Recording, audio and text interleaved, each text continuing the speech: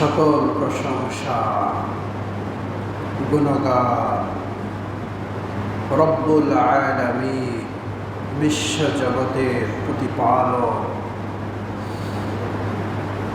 সৃষ্টির সবচেয়ে বড়, সবচেয়ে বেশি আহার রুজি যার লাগে, তারও যেরকম তিনি রুজির ব্যবস্থা করে দেন, পৃথিবীর সবচেয়ে ক্ষুদ্র প্রাণী তারও যিনি রব, তারও রিজিকের ব্যবস্থা করে দেন। সকল প্রশংসা তার, যিনি আমাদের উপরে গাইডলাইন, দিক নির্দেশনা, চলার পথের লাইন হিসেবে কুরআনুল কারীম দান করেছেন।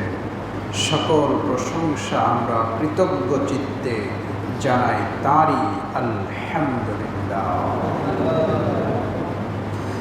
দরুদ ও সালাম, আল্লাহর দয়া এবং শান্তি প্রিয় রাসূল শেষ নবী মুহাম্মদুর রাসূলুল্লাহ সাল্লাল্লাহু আলাইহি ওয়াসাল্লাম। সম্মানিত উপস্থিত সুধী মুসলিম বৃন্দ, আজকে জুমার খুতবায় আপনাদের সামনে আল ইস্তিকামাতু আলা দ্বীন, দ্বীনের উপরে অবিচল অটল থাকা, এই বিষয়ে আলোচনা করব ইনশাআল্লাহ। প্রিয় উপস্থিতি, রব্বুল আলামিন আমাদেরকে যখন পৃথিবী থেকে নিয়ে নেবেন, আমরা যখন কবরের যাত্রী, কবরের বাসিন্দা, তখন তিনি আমাদেরকে, আমাদের আত্মীয় স্বজনরা যখন আমাদেরকে রেখে আসতে শুরু করবে, তখনই আমাদেরকে জিজ্ঞাসা করা হবে, মান রব্বুকা, বলো তো তোমার প্রতিপালক, তোমার রিজিক দাতা, তোমার ভালো মন্দের ব্যবস্থা দাতা, তোমার সৃষ্টিকর্তা, যার দয়া অনুগ্রহ নিয়ে তোমার পৃথিবীতে তোমার জন্ম, এবং যার হুকুমেই আবার তুমি পৃথিবী নামক তোমার যে বিচরণ পৃথিবীর জমিনের উপরে, এটা শেষ করে তুমি জমিনের নিচে চলে এসেছো। এই যে সব কিছু, এগুলো সব কিছুর পরিচালক, নিয়ন্ত্রণ, এক কথায় রব্বুল আলামিন। বলো তো তোমার রব কে? তখন আমাদের জবান থেকে বের হবে ইনশাআল্লাহ যে আল্লাহ হচ্ছেন আমার রব।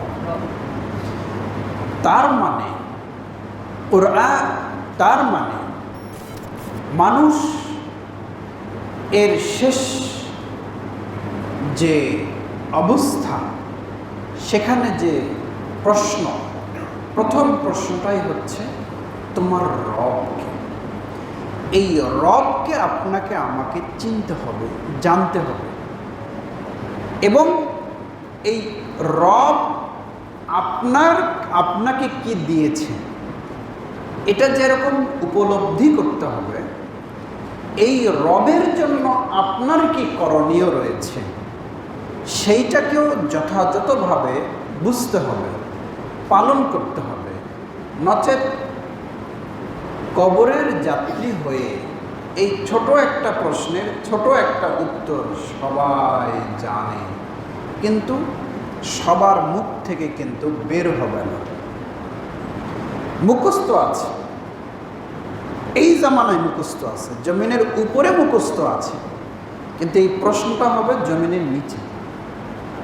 অতএব আপনি উপরে থাকলে যত চিন্তা, গবেষণা, পদ্ধতি অবলম্বন করি, এগুলোর একটাও তখন আর কাজে লাগবে না।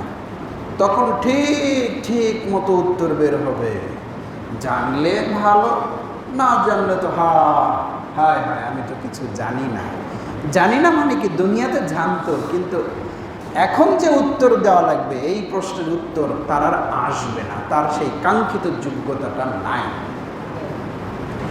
এই যে রব, এই রবের উপরে আপনাকে আমাকে আস্থাশীল হতে হবে।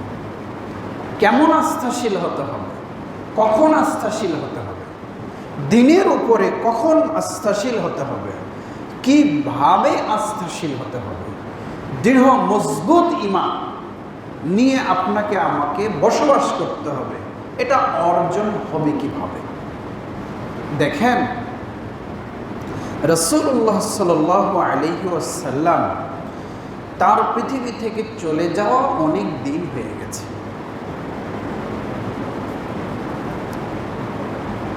ঈসা আলাইহিস সালামের পরে মুহাম্মদ সাল্লাল্লাহু আলাইহি সাল্লাম এসেছিলেন 500 বছর এর পরে। কিন্তু আপনি আমি জানি যে রাসূলুল্লাহ সাল্লাল্লাহু আলাইহি সাল্লাম যাওয়ার 1400 বছর পার হয়ে গেছে। তা আপনি আমি এতদিন পরে এসে যে রসুলের নাম উচ্চারণ করতে পারছি, তাকে জানতে পারছি, হাইয়া আলাস সালাহ এই ডাকে যে হাজির হতে পেরেছি, আল্লাহ আপনাকে আমাকে যে ঈমানের পরিচয়টা যে লাভের সুযোগ দিয়েছেন, বলেন তো এর চেয়ে আর সৌভাগ্য কার হতে পারে? সবাই একটু বলি না আলহামদুলিল্লাহ। এতদিন পরে আমরা আল্লাহকে চিনছি, কোরআন জানছি, রসুলের নাম জানছি, রসুলের হাদিস আমরা জানতে পারছি। সত্যি এটা আমাদের জন্য অত্যন্ত শুভ সংবাদ। তবে রসুল বলেছেন, ইয়াতি আলান নাসি জামানুন, আমার উম্মতের উপরে এমন এক জামানা আসবে, এমন একটা সময় আসবে, আস-সাবিরু ফীহিম আলা দীনিহি কাকাবিদিল জামরাহ,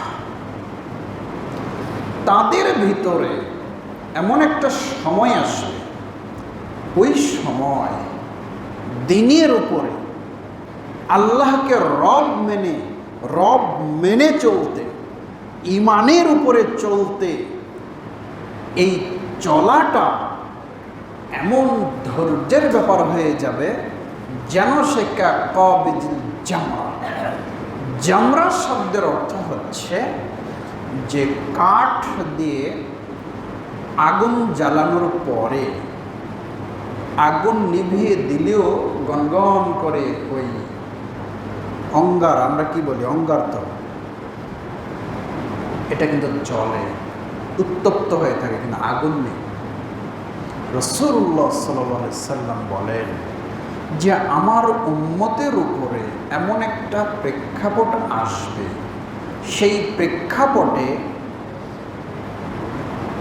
দিনের উপরে অবিচল মজবুত থাকাটা এতটা জটিল ও কঠিন হয়ে যাবে, যেমনটা একটা আঙ্গারকে হাতের ভিতরে, মুঠির ভিতরে নিয়ে থাকা যেরকম কষ্টে, যেরকম যন্ত্রণায়, যে আমি কি করব, হাতে একটা আগুনের আঙ্গার নিয়ে আছি। এটা আপনি ডু ইউ ইমাজিন, আপনি কি কল্পনা করতে পারেন যে এটা রাসূলুল্লাহ সাল্লাল্লাহু আলাইহি সাল্লাম কি উদাহরণ দিয়েছেন আপনার আমার জন্য, যে আগুনের অঙ্গার নিয়ে থাকার মতো কঠিন হবে। দিনের উপরে অবিচল থাকাটা এত কঠিন হবে, আপনি কি ভাবতে পারেন? কি উদাহরণ দিয়েছে। আল মুতামাসসিকু বিসুন্নতি ইনদা ইখতিলাফি উম্মতি কাকাবিদিল জামরা। রাসূলুল্লাহ সাল্লাল্লাহু আলাইহি সাল্লাম আরেকটা হাদিস তিনি বলেছেন, আমার উম্মতের ভিতরে এত ইখতিলাফ শুরু হবে। ইখতিলাফ বোঝেন তো, মতানৈক্য, এক একজনের এক এক ফতুয়া, এক এক মাসাইল, এক এক ধরনের বৈশিষ্ট্য। ইখতিলাফ, বিতর্ক শুরু হবে। আমলগত বিতর্ক, ইবাদতগত বিতর্ক, বিশ্বাসগত বিতর্ক, আকীদাগত বিতর্ক, রাজনৈতিক বিতর্ক এমনভাবে আমার উম্মতকে গ্রাস করে ফেলবে। ওই সময় মুতামাসসিকুম বিসুন্নতি, আমার সুন্নতকে আঁকড়ে ধরে থাকাটা ওরকম হবে কাবিজিল জামরা, যেমনভাবে আগুনের একটা টুকরা, একটা অঙ্গার, আগুনের একটা অঙ্গার যেমন করে মুঠির ভিতরে নিয়ে থাকাটা যার পর নাই যন্ত্রণাদায়ক, কষ্টদায়ক, কঠিন, আমার উম্মতের জন্য এমন এক ইখতিলাফের জামানা আসবে, সে সময় আমার সুন্নতকে আঁকড়ে ধরাটা তাদের জন্য এরকম কঠিন হয়ে যাবে। রাসূলের সুন্নতকে আঁকড়ে ধরাটা সেরকম কঠিন হবে যেরকম কিনা আগুনের একটা টুকরা মুঠির মধ্যে নিয়ে থাকা কঠিন হয়ে যাবে। প্রিয়, এইরকম যখন প্রেক্ষাপট, এরকম যখন সময়, সেই সময়ে আপনাকে আমাকে ঈমানের দিক থেকে নবী বলেছেন যে আগুনের টুকরা নিয়ে থাকার মতো কঠিন হবে। এখন প্রশ্ন হলো, আপনি আমি থাকবো কিনা, আগুনের টুকরা নিয়ে থাকবো কিনা, এটা হলো প্রশ্ন। আপনি আমি আগুনের টুকরো নিয়ে হাতে থাকবো কিনা, মানে দিনের উপরে থাকাটা কঠিন হয়ে যাবে, দিন মানাটা অপরাধ হয়ে যাবে, দিনের পথে চলাটা অপরাধ হিসাবে গণ্য হবে। সেই সময় আপনি দিনের উপরে, ঈমানের উপরে আল্লাহকে রব বলে মেনে নিয়ে তার উপরে অবিচল থাকতে পারবেন কিনা বা থাকবেন কিনা, এটা হলো আপনার আমার প্রশ্ন। এই জায়গাতে দৃঢ়তা আনতে হবে, এই জায়গাতে মজবুতি আনতে হবে, দৃঢ়তা আনতে হবে। কিরকম দৃঢ়তা আনতে হবে? দেখেন, রাসূলের কথাকে, দুনিয়ার ডানে বামে যত কথা আছে সব কথার চেয়ে রাসূলের কথাকে এমন মজবুতভাবে ধরতে হবে এবং আন্তরিকভাবে বিশ্বাস করতে হবে, মানতে হবে যে আমি এটাই করব, যা হয় হোক দুনিয়াতে। জাআ আরাবিয়্যুন ইলান নবী সাল্লাল্লাহু আলাইহি ওয়াসাল্লাম, একজন মরুচারী মানুষ মরুভূমিতে থাকে, দুম্বা মেষ চালায়, ওখানেই থাকে। এই গ্রাম শহরে তেমন তাদের পদচারণা কম, তারা একটু ওই মাঠে মাঠে থাকে। তো এক সাহাবী রাসূলুল্লাহ সাল্লাল্লাহু আলাইহি সাল্লামের কাছে আসলেন, এসে জিজ্ঞেস করলেন, ইয়া রাসূলুল্লাহ, হে আল্লাহর রাসূল, কুল লি ফিল ইসলাম, ইসলামের ব্যাপারে আপনি আমাকে এমন একটা কওলান, এমন একটি কথা আমাকে বলেন। কুল লি ফিল ইসলামি কওলান লা আসআলু আনহু আহাদান গায়রাকা, যে আপনি আমাকে এমন একটা কথা বলেন যে আমি এই বিষয়ে আপনি ছাড়া দ্বিতীয় কাউকে আমি আর জিজ্ঞাসা করতেই যাব না, আমার কোনো প্রশ্নের দরকার নেই, আমার জানারই দরকার নেই, আমার রাসূল বলেছেন, ব্যাস রাসূল বলেছেন যথেষ্ট, আপনি আমাকে এইরকম একটা কথা বলেন। ক্বালা রাসূলুল্লাহ সাল্লাল্লাহু আলাইহি ওয়াসাল্লাম, রাসূলুল্লাহ সাল্লাল্লাহু আলাইহি ওয়াসাল্লাম বললেন যে কুল, তুমি বলো, আমানতু বিল্লাহ, আমি আল্লাহর উপরে ঈমান এনেছি, আল্লাহর উপরে ঈমান এনেছি। ঈমান তো সবাই আনে। এইবারে নবী বলছেন সুম্মাস্তাকিম, এই কথার উপরে তুমি দৃঢ় মজবুত থাকো। ঈমান এনেছি বলো, আর এই কথার উপরে তুমি কি করো? দৃঢ় মজবুত থাকো। তাহলে রাসূলুল্লাহ সাল্লাল্লাহু আলাইহি সাল্লাম ঈমানের উপরে দৃঢ় থাকতে আদেশ করলেন। তার মানে ঈমানের উপরে বোঝা যাচ্ছে সবাই দৃঢ় থাকবেও না, এটাও বোঝা যায়। তাছাড়া নবী কেন বলবেন যে দৃঢ় থাকো? দৃঢ় থাকতে হবে।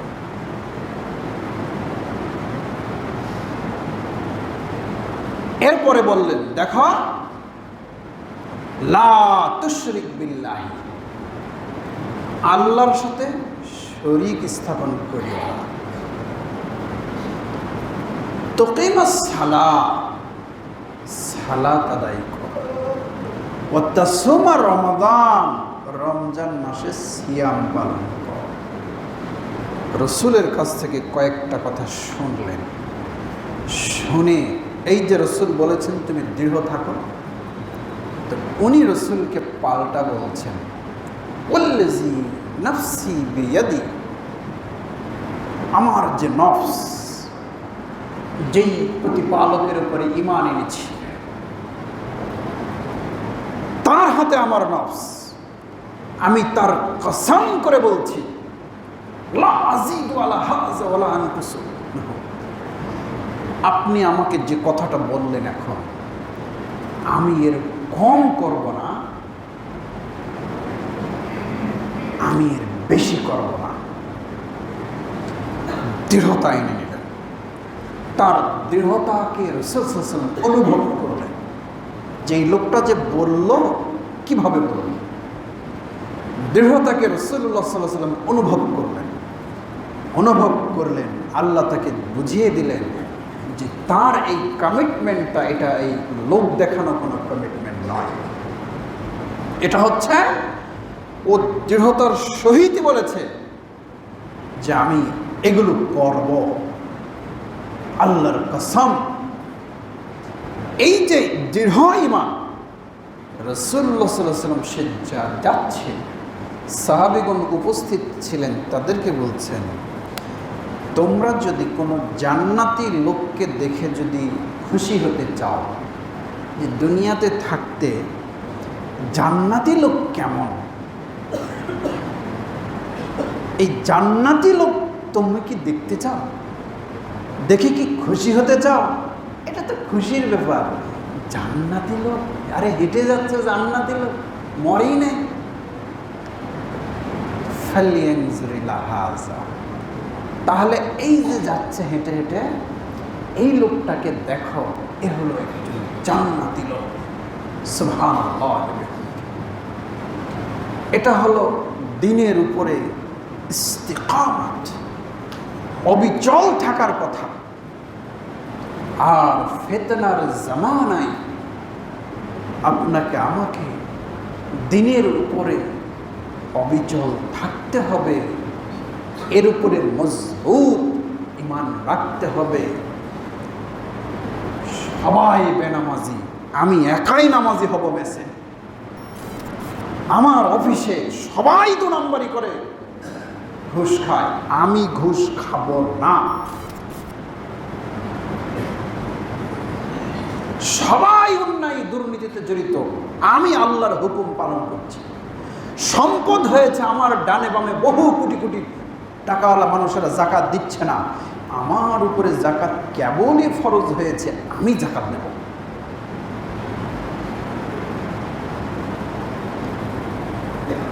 যত রকম দুনিয়াবি ফিতনা রয়েছে, এই ফিতনা থেকে আপনাকে আমাকে মজবুতভাবে এই জায়গাটায় আসতে হবে, এই জায়গাটায় আসতে হবে। আপনি হয়তো বলবেন যে এগুলা তো পরকালীন কথা, আর দুনিয়াতে তো টাকা থাকলে সব হয়।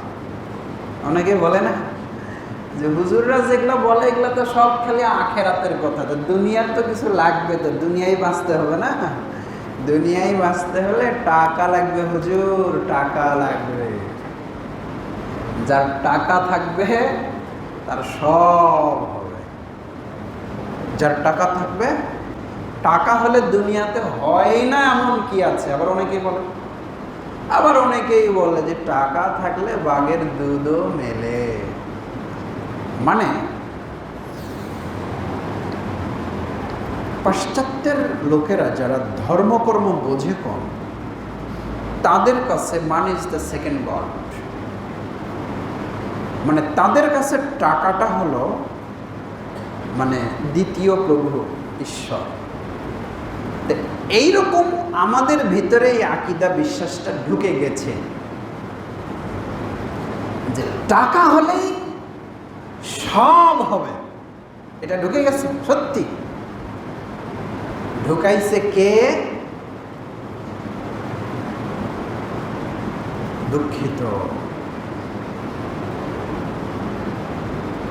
যারা একটু সমাজে একটু পয়সাওয়ালা, মাফ করবেন আমি সবাইকে বলছি না, ইমানদার পরহেজগার মানুষ এটা মনে কিছু নেবেন না, এমন কিছু পয়সাওয়ালা মানুষ তারা হয়কে নয়, নয়কে হয়, ছয়কে নয়, নয়কে ছয় বানিয়ে দিয়ে এমন কিছু করেছে যে জনগণ শেষ পর্যন্ত বিশ্বাস করতে বাধ্য হয়েছে যে তাই তো, মোর টাকা নাই তাই হলো না, আর অমুকের টাকা আছে দেখ রাতারাতি।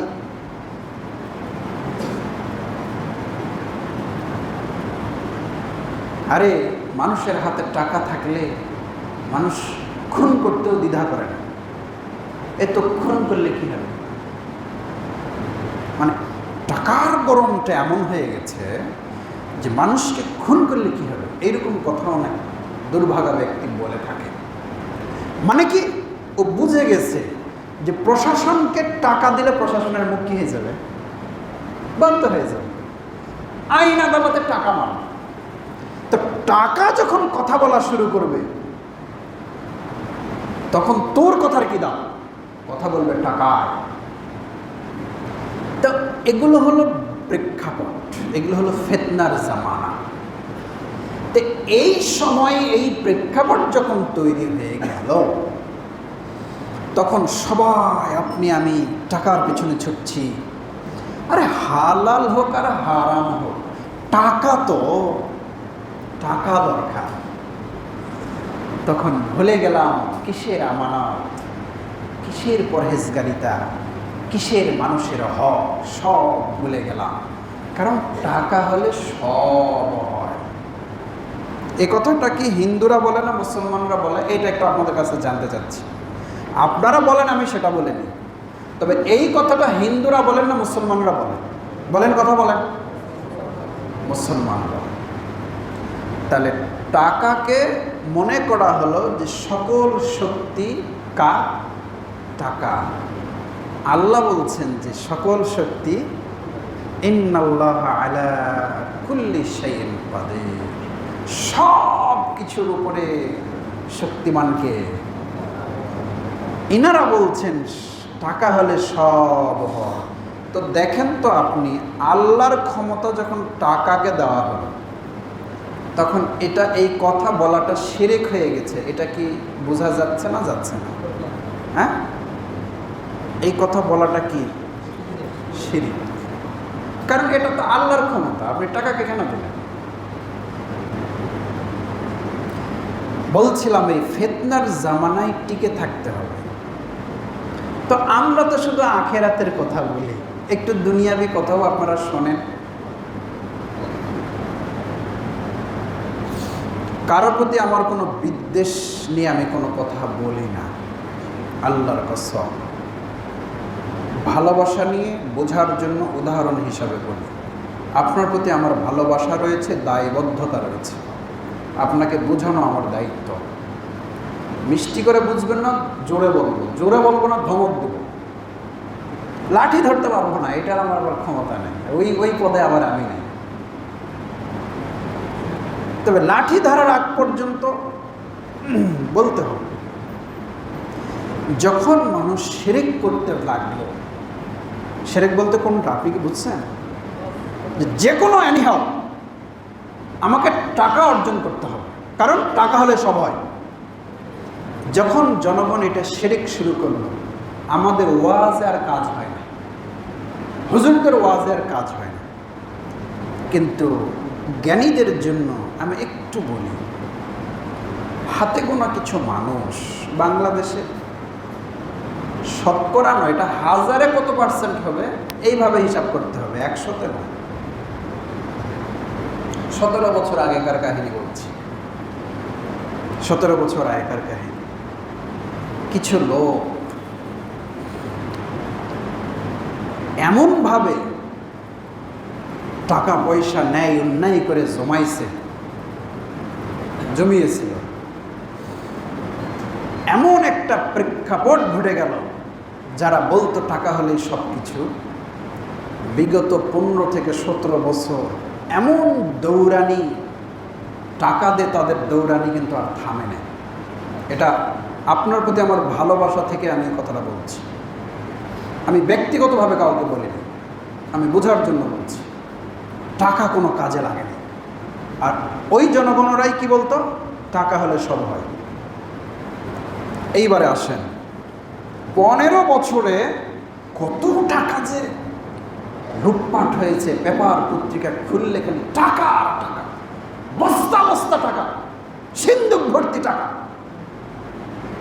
কত টাকার আমরা সংবাদ পাচ্ছি। এমন প্রেক্ষাপট হয়েছে যে আপনি শিখেছিলেন টাকা হলে সব হয়, সব হয়েছেও করেছেও, সেই এত টাকা থাকার পরেও টাকার কাজে লাগে না। টাকার কি হচ্ছে না, টাকা দিয়ে কাজ হচ্ছে, ফেলে দিয়ে পালাতে হচ্ছে। এটা হলো নসিহত আপনার উপর, আমার উপরে।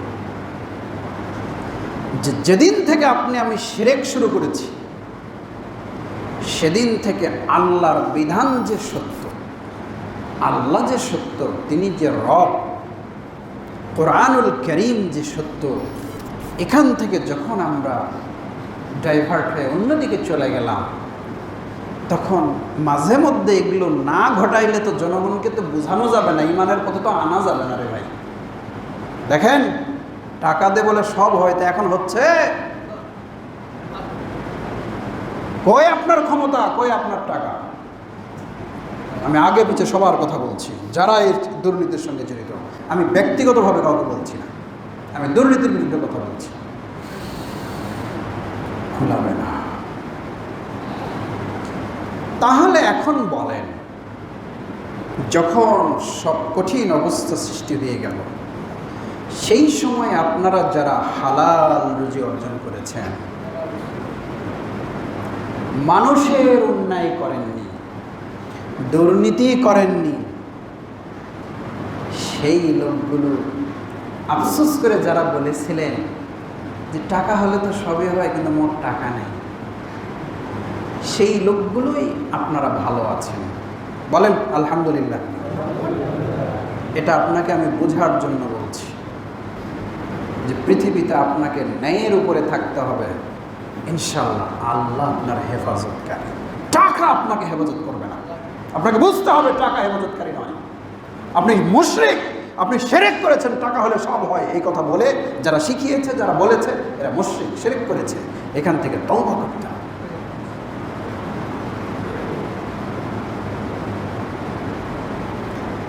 এই সময় যারা দিনের উপরে অবিচল থাকবে, শুধু কি তাদের জন্য কি আছে? ইন্নাল্লাযীনা ক্বালু রাব্বুনাল্লাহ সুম্মা ইসতাকামু তাতানাজ্জালু আলাইহিমুল মালাইকা আল্লা তাখাফু ওয়া লা তাহজানু ওয়া আবশিরু বিল জান্নাতিল্লাতী কুনতুম তুআদুন। আল্লাহ বলেন, ইন্নাল্লাযীনা ক্বালু, নিশ্চয় যারা বলে যে রব্বুনাল্লাহ, আমার রব আল্লাহ, আমি আল্লাহকে রব হিসাবে মেনেছি, আমার প্রতিপালক আল্লাহ, তিনি আমাকে যা রিজিক দেন বৈধভাবে তা আমি খাই, তিনি যা আমাকে দেন তা আমি নেই, তিনি যেটা হারাম করেছেন সেখান থেকে আমি বিরত থাকি, তিনি যেটা হালাল করেছেন আমি সেইটা গ্রহণ করি, তার আইনের ভিতরে থাকি, তার নিষেধ থেকে আমি বিরত থাকি। আমি রব হিসাবে আল্লাহকে মেনে নিয়েছি।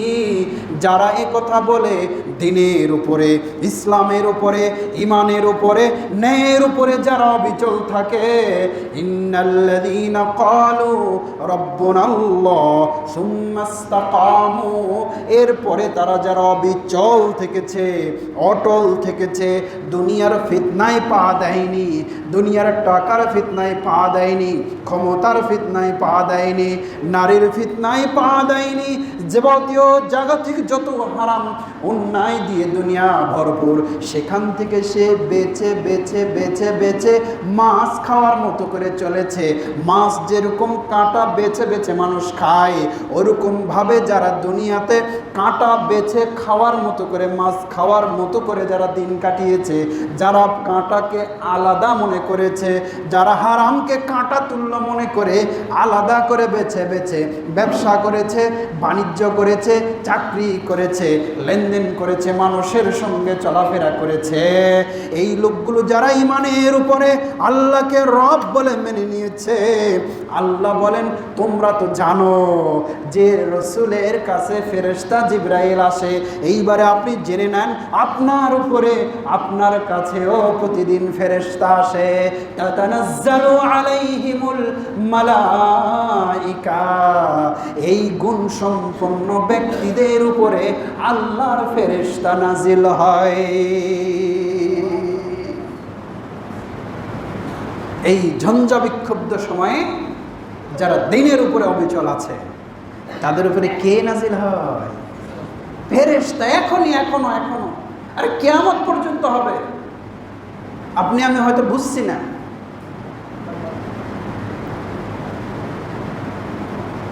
তাতানাজ্জালু আলাইহিমুল মালাইকা, ফেরেশতা নাজিল হয় এবং বলে আল্লা তাখাফু ওয়ালা তাহজানু ওয়াবশিরু বিল জান্নাহ, তোমাদের কোনো চিন্তা নেই, তোমাদের কোনো ভয় নেই, তোমরা জান্নাতের শুভ সংবাদ গ্রহণ করে নাও। ভয় নেই, চিন্তা নেই, জান্নাতের শুভ সংবাদ গ্রহণ করো। এইটা আপনি আমি একটু চাপে পড়লে তো এগুলো আমাদের থাকে না, কিন্তু এইটা উপলব্ধি করেছিলেন বেলাল রাদিয়াল্লাহু আনহু। সুমাইয়া এটা অনুভব করেছিল, আম্মার বিন ইয়াসার রাদিয়াল্লাহু আনহুম, তারা এটা উপলব্ধি করেছিলেন। তাদের উপরে নির্যাতন হচ্ছে, আযাব দিচ্ছে কাফেররা, কিন্তু ওই রবের ওখান থেকে তারা হটে নেয়। ওরা উপলব্ধি করেছে যে আমি এটার উপরে অবিচল, আমি পরীক্ষা দেব, এই পরীক্ষাতে আমি পাশ করব, ভয় নেই। ফেরেশতাদেরও যে ঘোষণা যে তোমাদের কোনো ভয় নাই, কোনো চিন্তা নাই। আরে আমি তো সেই ব্যক্তি, আমার ভয় নাই, আমার মরণকে আমি শাহাদাত হিসাবে গ্রহণ করব, আমি তো দ্বীনের পথে আছি, কিসের ভয়? আমি তো ন্যায়ের পথে শহীদ। অতএব দুনিয়াবি সামান্য এই চাপচুপ ধাক্কা ধুক্কায় আসলে আমরা যে দুর্বল হয়ে যাই, এটা কি করে ঈমানের উপরে ইস্তেকামাত হয়, মানে ঈমানের উপরে অবিচল কি করে আপনি আমি?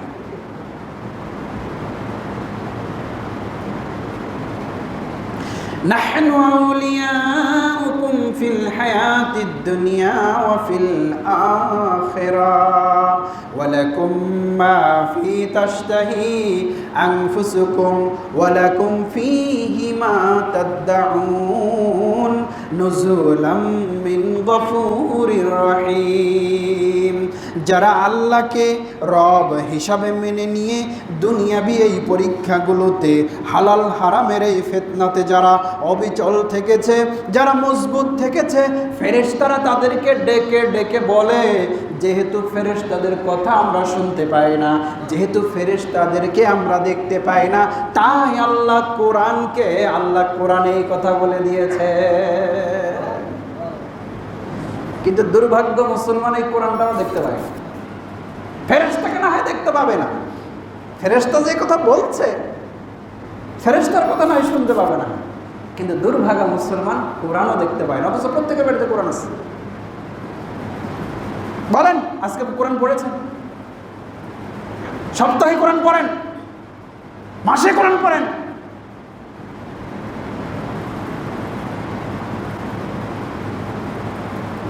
কিসে, কাকে কি উপদেশ দেব?